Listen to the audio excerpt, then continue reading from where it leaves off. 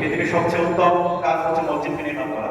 তো আল্লাহ তাআলা এই সুযোগটা দিয়েছেন আমাদের, যাদের সুযোগ আছে, যার যে সামর্থ্য আছে, আমরা এখানে কেউ থাকবো না, সবসময় যেন কল্যাণের কাজ করে যেতে পারি, সবসময় যেন সাদকায়ে জারিয়ার কাজ করে যেতে পারি। আমরা চলে যাব, কিন্তু আমাদেরকে যেন সবাই শ্রদ্ধার সাথে স্মরণ করে, যেভাবে আমরা শহীদ ওসমান হাদিকে শ্রদ্ধার সাথে স্মরণ করছি। সবাই প্রত্যেকে বলা যাবে দোয়ায় আমরা আমাদের ওসমান হাদিকে রাখছি।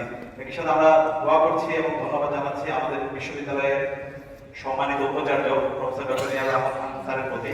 তারা অক্লান্তভাবে পরিশ্রম করছেন, আমাদেরকে পরামর্শ দিচ্ছেন এবং একজন অভিভাবকের মতো প্রত্যেকটা বিষয়ে আমাদের ভুল বলে ধরিয়ে দিচ্ছেন। আল্লাহ তাআলার কাছে স্যারের জন্য দোয়া করছি। তো সব মিলিয়ে ডাকসুর পক্ষ থেকে আমরা শিক্ষার্থীদের কাছে যে কমিটমেন্টগুলো দিয়েছি, ইনশাআল্লাহ আমরা প্রত্যেকটা কমিটমেন্ট বাস্তবায়ন করবো এবং তার চাইতে বহুগুণ বেশি কাজ আমরা ইনশাআল্লাহ করবো। ইতিমধ্যে আমরা ডাকসুর পক্ষ থেকে যতগুলো কাজ করেছি সেগুলো আমরা আগামী পরশুই প্রেস কনফারেন্স করার মাধ্যমে আমরা শিক্ষার্থীদের কাছে জবাবদিহিতার মাধ্যমে আমরা সবগুলো হাজির করবো ইনশাআল্লাহ। তো আজকে আয়োজনে উপস্থিত হয়েছেন সম্মানিত ধর্ম উপদেষ্টা। আমরা অনুরোধ করবো এই ঢাকা বিশ্ববিদ্যালয় সহ বাংলাদেশের প্রতিটি বিশ্ববিদ্যালয়ে এখানকার যে বক্তব্য প্রকল্প শুরু হচ্ছে, এই ধরনের লাইব্রেরি কেন্দ্রিক আরো কিছু প্রকল্প শুরু করে এবং এগুলো যেন সাস্টেনেবল পজিশনে থাকে।